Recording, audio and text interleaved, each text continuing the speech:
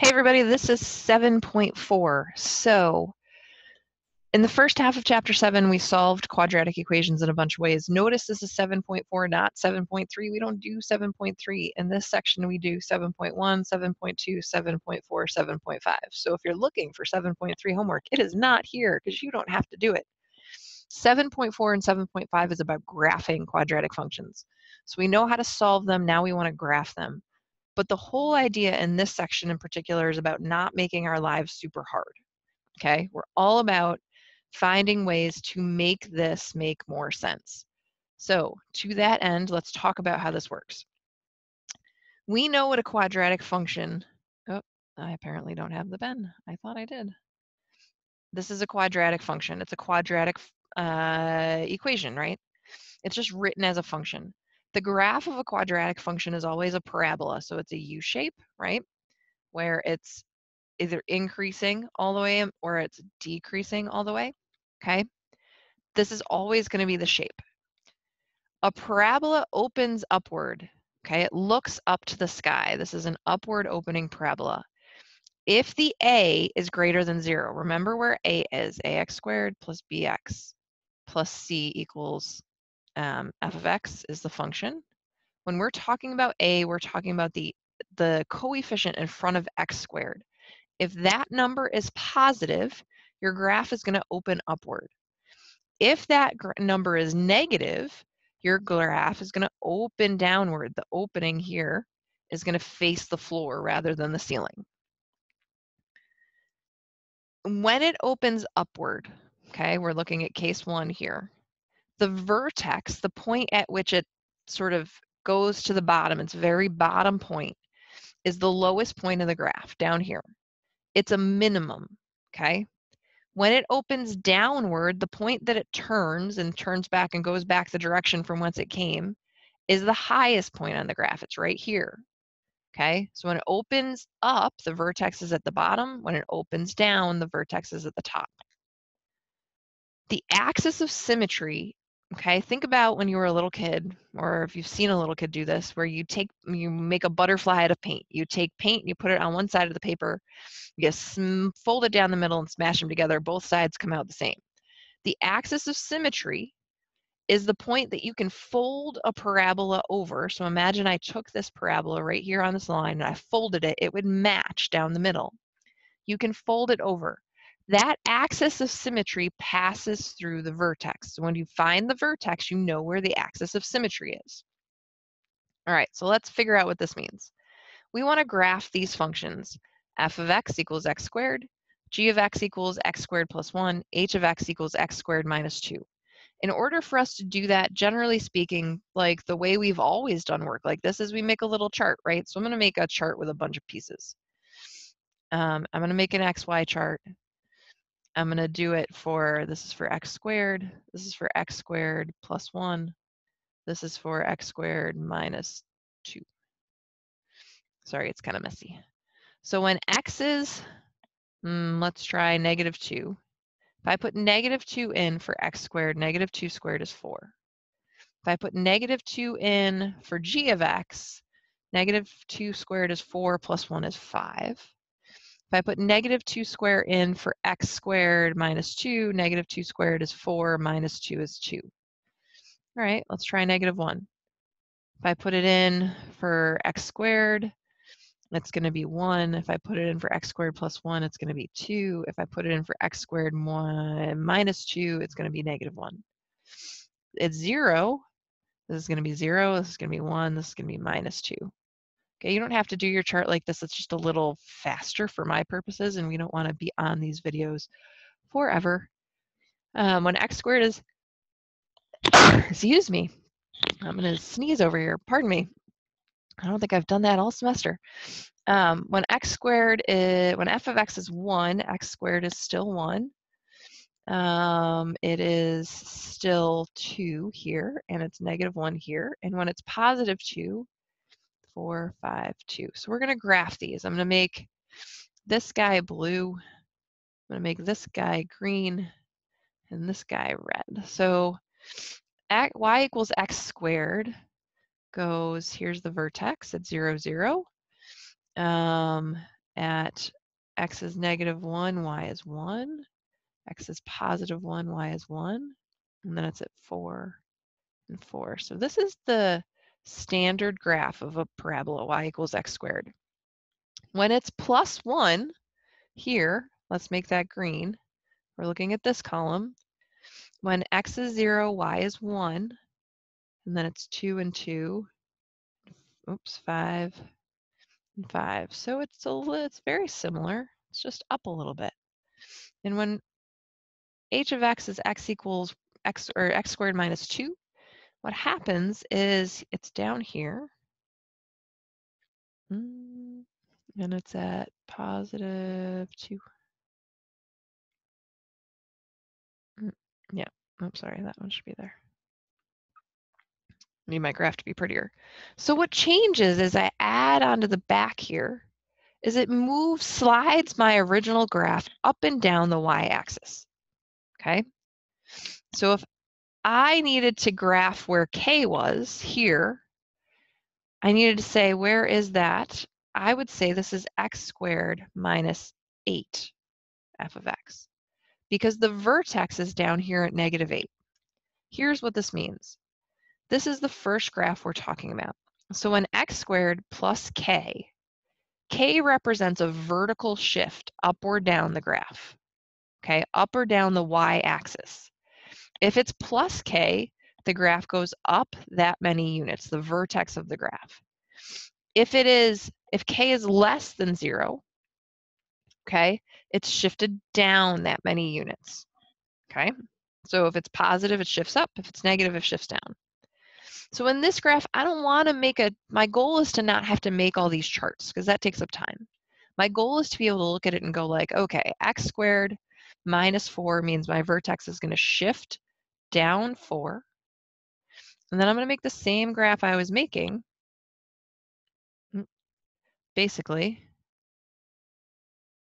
just down a step. There's my parabola, okay? Plus 7/2. Well, 7/2 is really like 3.5, right? So my graph is going to be shifted up 3.5 places, my vertex. 1, 2, 3, and a little bit more. All right, that just shifts where my points are a little bit. But basically, my parabola is going to look like that. All right, so easy peasy. What you need to be able to do is look at a graph and go, this is how it moves.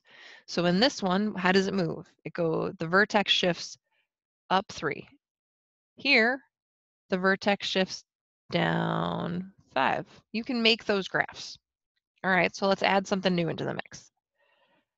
In this one is written a little differently.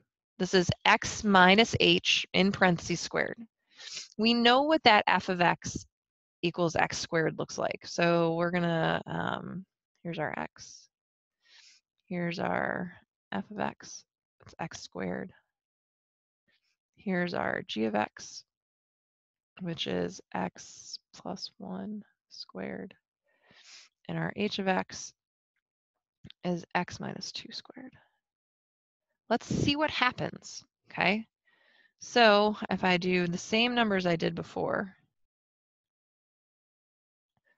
all right, well at x squared, let's see, this was 4. We have these already, right? We know what happens. So let's figure out what happens when x is -2 for the second graph. When x is -2, -2 plus 1 is -1. -1 squared is 1, right? When x is -1, -1 plus 1 is 0. 0 squared is 0. When x is 0, 0 plus 1 is 1. 1 squared is 1. When x is 1, 1 plus 1 is 2. 2 squared is 4. Okay, when x is 2, 2 plus 1 is 3. 3 squared is 9. Interesting. All right. Then let's do h of x. When x is -2, -2 minus 2 is -4. -4 squared is 16, right? When it's -1, -1 minus 2 is -3. -3 squared is 9. When it's 0, 0 minus 2 is -2. -2 squared is 4. When it's 1, 1 minus 2 is -1, -1 squared is 1. When it's 2, 2 minus 2 is 0, 0 squared is 0. Interesting. So you can continue these graphs on to see the full parabola. Basically what happens here is this one turns around, and this one turns around the other way. So let's graph them. I'm going to do them in the same colors their charts are in. So here's my original. 2, 2, 3. Here's my original graph. All right, and then let's do the second one. Let's see. At -1, y is 0. Excuse me. So this one, what happens?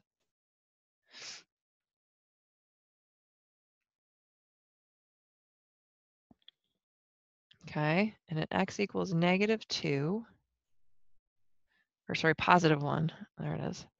At x equals -2, or sorry, not x equals, x minus 2 equal quantity squared, this blue one, that one's going to be, let's see, at 0, where's the, it's 0 at 2, so it's like this.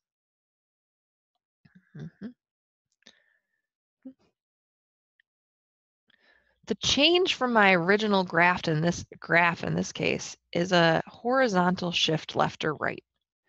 Notice what happens though. When I had a -2 here, my graph shifted to the right. When I had a +1, my graph shifted to the left. Okay? So look at this one. Where did this one shift to? This shifted to 4, +4. So that's actually going to be x minus 4 squared. That's what's going to be here. The direction of the shift, you're going to get the opposite sign. That's the trick to this one. So x minus h quantity squared is a horizontal shift of the graph, okay? When h is greater than 0, it's shifted to the right, okay? But it's still minus h. When it's less than 0, it's minus h times a negative, so minus h times whatever a negative is, gives this a plus h, okay? And it's shifted left. So when I have x plus h squared, I'm going that way. When I have x minus h squared, I'm going that way. Okay, so let's see what it looks like. I'm going to have to identify the change, right? So do that. Look at this and you go, okay, this one is x minus 7. I know that's going to move to the right 7 spots. So 1, 2, 3, 4, 5, 6, 7. I don't have enough spots. So there's my, I'm going to draw my parabola over here. Okay. This one is plus 1.6. I know that plus means it moves to the left just a little more than 1.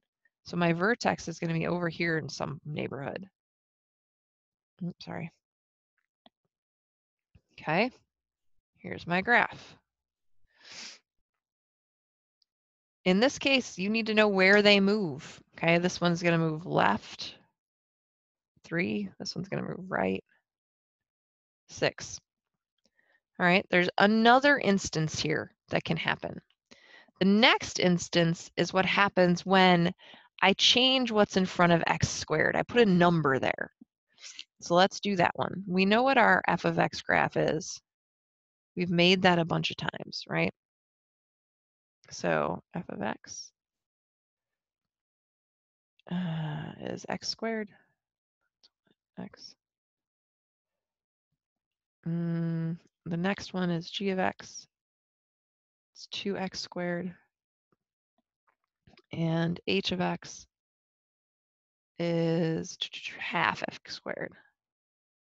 Okay. So for f of x, if we do -2, -1, 0, 1, 2, same as we've been doing, we've done this already. Now instead of, we're going to change it by multiplying by 2. So if x is -2, -2 squared is 4, 4 times 2 is, oh, sorry, that should have been a 4 and a 1, is 8. This is going to be 2. This is still going to be 0. This is going to be 2. This is going to be 8. All right, so then half, I'm going to do this guy next. So half of x squared, well, if x squared is 4, x is negative 2, x squared is 4, half of that is 2. If x is negative 1, x squared is 1, half of that is half. If it's 0, it's still 0. So what happens here is less that my graph moves and more that it widens or narrows. When I multiply by 2, it widens out my graph. Yeah. So I'm sorry, when I multiply by 2, it makes it rise faster. So at negative 2, we're all the way up here at 8. At negative 1, we're up here at 2. So it's like a narrower version. When we multiply by half, it widens it out. So at negative 2, oh, I did them in the wrong color, sorry. This guy should have been red. This guy will be green. Negative 2, it's out here at 2. At 1, it's over here at a half. So it's sort of more flattened, okay? So changing that in front of your graph decides if it makes it narrower, it increases faster if you have that a that's a whole number, and it flattens out if it's less than 1, if it's a fraction. So this one times 3 is going to be super narrow. This guy times a third is going to flatten out much more, okay? You can graph each of these. The difference here is look what's happening. This has a negative. So in this case, you can make these graphs, you can go through and do the same thing. What's going to change is also the speed and the sort of the wideness of the opening, but each of these graphs is going to face down. Because when I do that x squared and then the negative, notice that it's not this, right? It's not negative x squared. It's negative x squared, okay? So if I have negative 2, negative 1, 0, 1, 2, what's going to happen when I have x squared and then negative, this is going to be negative 4, negative 1, 0, negative 1, negative 4. It's all going to be down here in the lower half of my coordinate grid, okay? So when it's times 3, it's going to grow much more quickly. When it's times a third, it's going to flatten out. They're not perfect graphs, but you get the idea. But the negative tells me it flips, okay? All right, so graph of each of these, see if you can figure out what they look like.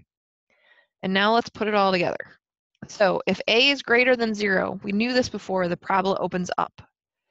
If a is between 0 and 1, it's a vertical shrink. It's a flattening, okay, of my parabola. Okay, I shrunk it down and I spread it. If a is greater than 1, it's a stretch. It's like I took my parabola and I pulled it by the ends and I pulled it up faster.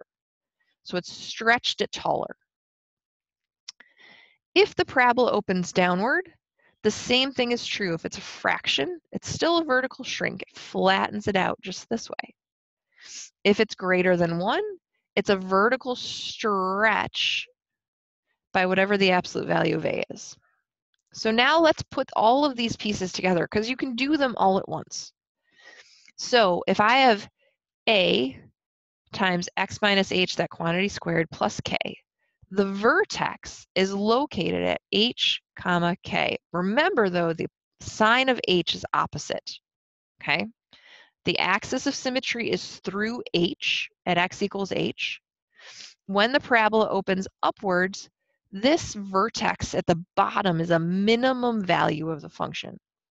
When it opens, when it opens, I can't grab that with my finger. When it opens downward, the vertex is a maximum. It's the highest point. All right, so let's figure out what we can do here. So here's the thing I'm given. I'm given f of x is 2 times quantity x minus 3 squared plus 4. Stop for a second and think about what you know. I know it's going to be shifted up 4. I know it's going to be shifted right 3. right 3, up 4. And I know it's going to be stretched because of that 2. It's going to open up, okay? The vertex is at H, what did it tell us? HK, right? So the vertex is going to be at 3, 4. Opens up. So the vertex, it moved up 4. Think about that. Up 4 and right 3. So that makes sense as the vertex is the x value, this is the y. Now sketch it. Well, up 3, up 4 over 3. And then it's stretched, so doubled and way up high. So there it is. Now, the axis of symmetry, if we go back to our graph, goes right through here. Where is that? 1, 2, 3. It's at x equals 3.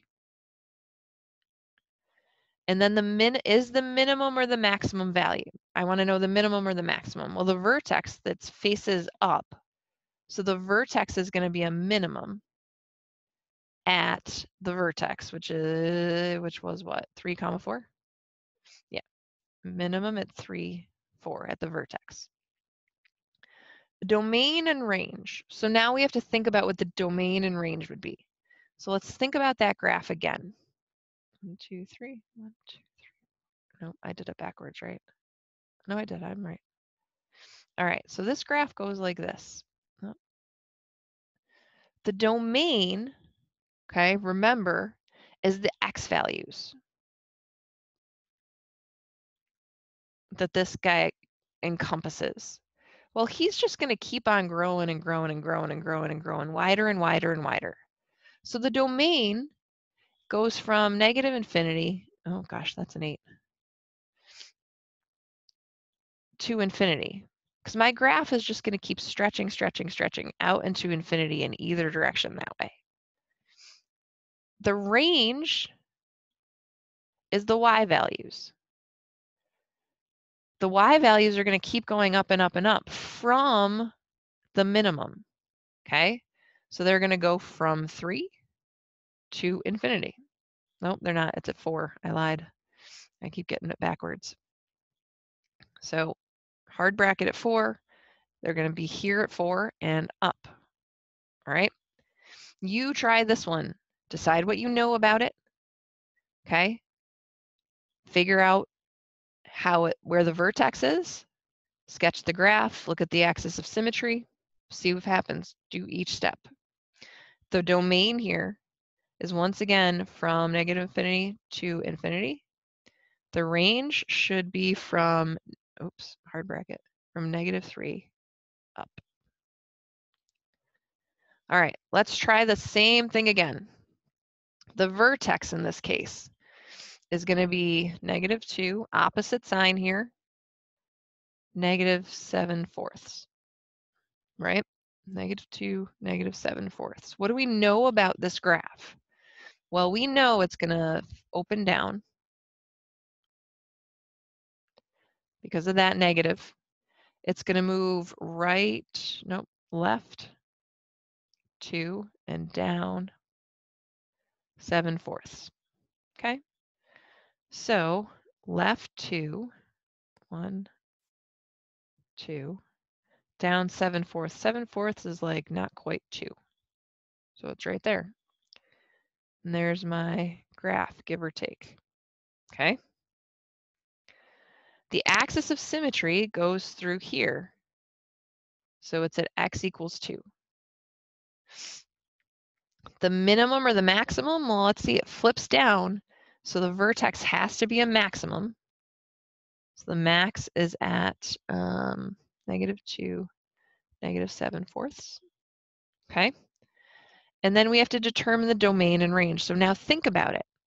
It looked like this. I went 1, 2, somewhere in that neighborhood. Okay? So the domain is the x values. It's still going to increase forever. So it's still for the domain going to be from infinity, negative infinity, positive infinity.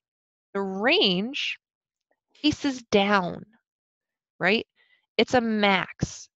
So the max is going to be at -7/4. And it's going to go to negative infinity. It goes the opposite direction, right? It goes from the bottom to where 7/4 is at the top, -7/4. And you try that one. This is the last one in this section. Try it, see what happens. Okay?